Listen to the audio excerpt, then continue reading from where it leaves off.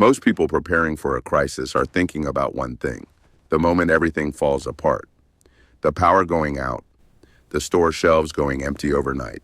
Some visible, obvious event that tells them, now it starts. But here's what 15 years of studying real collapses taught me. That moment almost never comes the way people picture it. What actually happens is quieter, slower, and for that exact reason, far more dangerous. My name is Ghost. This is the Old Wolf. Today, the Old Wolf and I are going to walk you through something that almost nobody in the preparedness community talks about seriously. Not gear lists, not bug-out bags. The supply chain. What it actually is. How it actually breaks. And the 3 practical things you can do right now, before parts stop shipping and prices stop making sense. Stay with us. The first number we're going to show you in about 2 minutes will change how you think about your preps permanently. Let's start with something basic, because it matters. When you buy a water pump at your local hardware store, you're not buying something that was made nearby. That pump probably has a motor from one country, a seal from another, a circuit board from a third.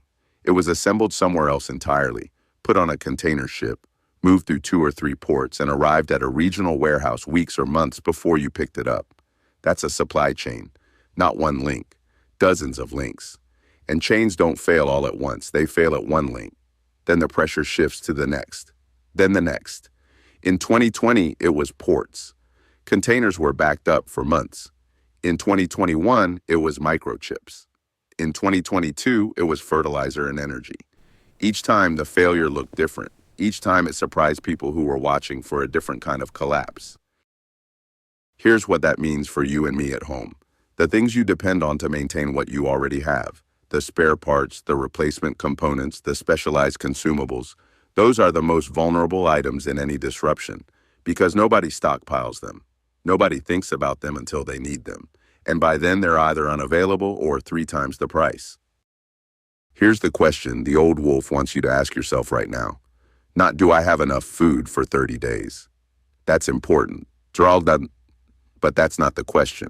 The question is, if a critical piece of equipment breaks 6 months from now, can you fix it? Your solar setup, your water filtration system, your backup generator, your hand pump, your chainsaw. Most people in preparedness have invested real money in these systems, and almost nobody has invested $30 in the spare parts that keep those systems running. Let me give you a specific example. A standard water pump, the kind used in off-grid setups, runs on a set of rubber impeller seals. Those seals wear out.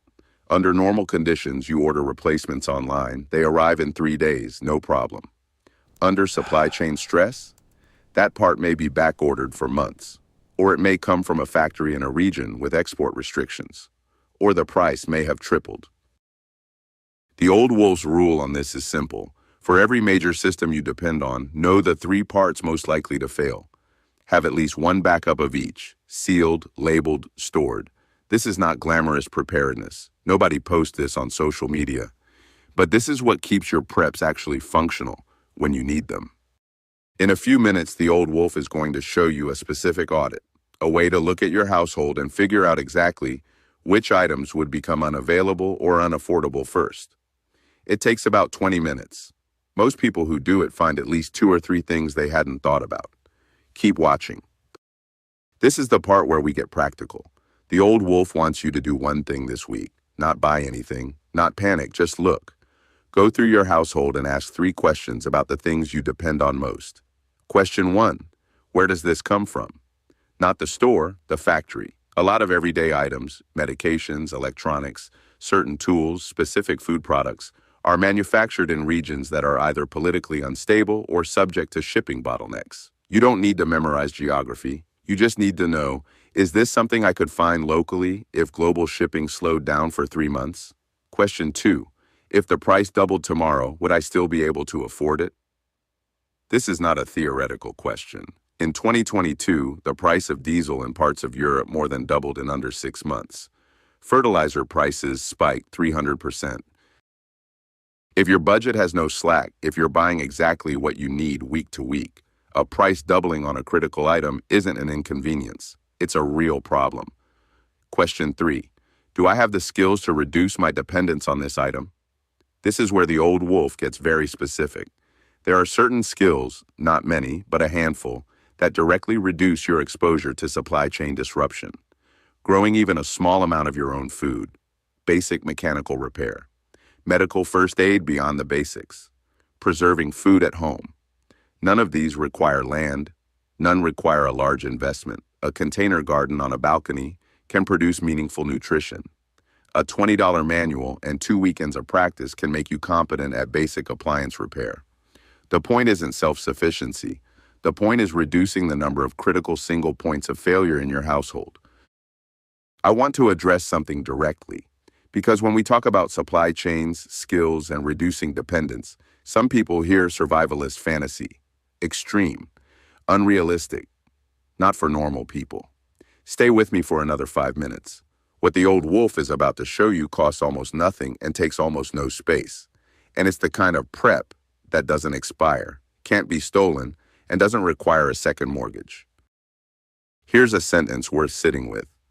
A skill is the only prep that takes up zero shelf space, cannot be confiscated, does not expire, and cannot be destroyed in a flood or fire. Everything else you prepare, food, equipment, supplies, is a physical object. Physical objects can be lost, damaged, used up, or simply become unavailable when you need to replace them. A skill stays with you. Now, the old wolf is not telling you to abandon physical preparedness. You need both. The point is proportion. Most people in the community are 90% focused on acquiring things, and almost 0% focused on acquiring capability. A more useful ratio is something like 70-30. 70% toward your physical preps, 30% toward developing skills that reduce your long-term dependence. So what skills actually matter for supply chain resilience? Skill 1, basic mechanical repair. Not automotive engineering, not professional level. The ability to diagnose and fix common failures in the equipment you already own. Your generator, your pump, your bicycle. A weekend course or 2 good books will get you further than you think. And here's the practical part. Start with whatever you already have in your garage or shed. Open it up. Read the manual. Understand what fails first. That knowledge alone is worth more than most gear purchases. Skill 2, basic medical competence. Beyond a first aid kit, understanding how to assess a wound, manage an infection in the short term, recognize serious conditions that need escalation, and, when resources are stretched, how to make competent decisions with limited supplies. There are wilderness first aid courses available in most cities for under $200. That is genuinely one of the highest return investments in preparedness you can make. 2 days. Real skills. Skills that apply whether the disruption is a storm, a supply shortage, or something longer. Skill 3. Food production at any scale, not a farm, a container, a window box. Understanding how to grow calorie-dense and nutrition-dense plants, not just herbs. Potatoes in a bucket. Beans on a trellis. Understanding soil, water, and the timing of your local growing season. The goal here is not to feed yourself entirely from your balcony. The goal is to reduce the number of items you need to purchase and to have real capability, not theoretical knowledge, when conditions change. There is a significant difference between someone who has read about growing food and someone who has actually done it once, failed at something, and learned why. Start this season. Whatever season it is when you're watching this. 1 container, 1 crop. See what happens. I hear this a lot. This sounds expensive. I don't have the budget for extra inventory, courses, and a garden. Here's what I want you to hear. The old wolf is about to show you a priority framework that costs under $100 to start and covers the highest impact items first. This isn't about having everything. It's about having the right things in the right order. The old wolf works from a 5-priority framework for supply chain resilience. Each priority is independent, meaning you don't need to complete one before starting the next. But the order matters because it's ordered by how fast conditions can change. Priority 1, repair parts for systems you already own. This is the fastest and cheapest high-impact action you can take today. Make a list of every mechanical or electrical system in your home that you depend on. For each one, identify the 2 or 3 consumable parts most likely to fail. Order 1 backup set. Seal it. Label it with the date and the system it belongs to.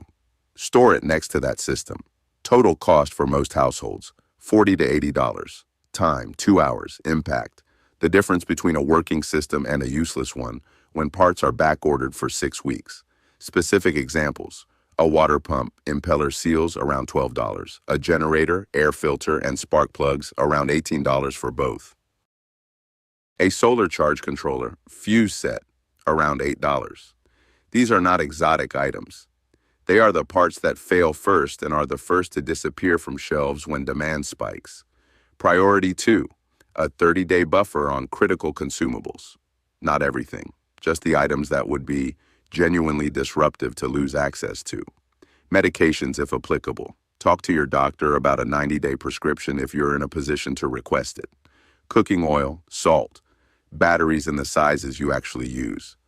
30 days of buffer doesn't require a second pantry. It requires buying slightly more than you use each week and rotating stock so nothing expires. Oldest items in front, newest in back. Simple system, zero waste. Priority 3, one skill acquisition this quarter. Pick one, just one. Not 5 skills simultaneously. That's how people start strong and abandon everything by week 3.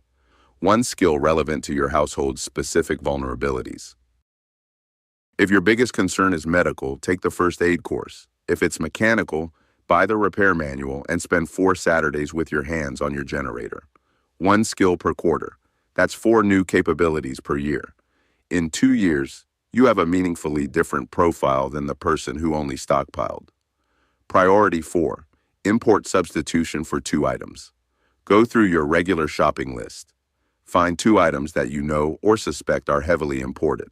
Find a local or domestic alternative. It might cost slightly more. That's acceptable. You are paying a small premium now to avoid paying a very large premium later, or to avoid the item simply not being available.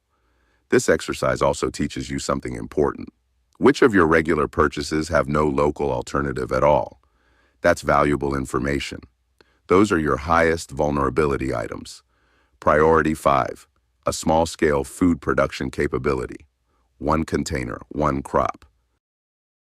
This is not about survival, it's about practice and partial reduction of dependence. Grow one thing this season. Learn what works in your specific environment. Pay attention to what killed the plant, what didn't, how much water it needed, how long it took. That knowledge compounds. The second season is easier than the first. The third is easier than the second. Here's what I want to leave you with. Supply chain disruption doesn't announce itself.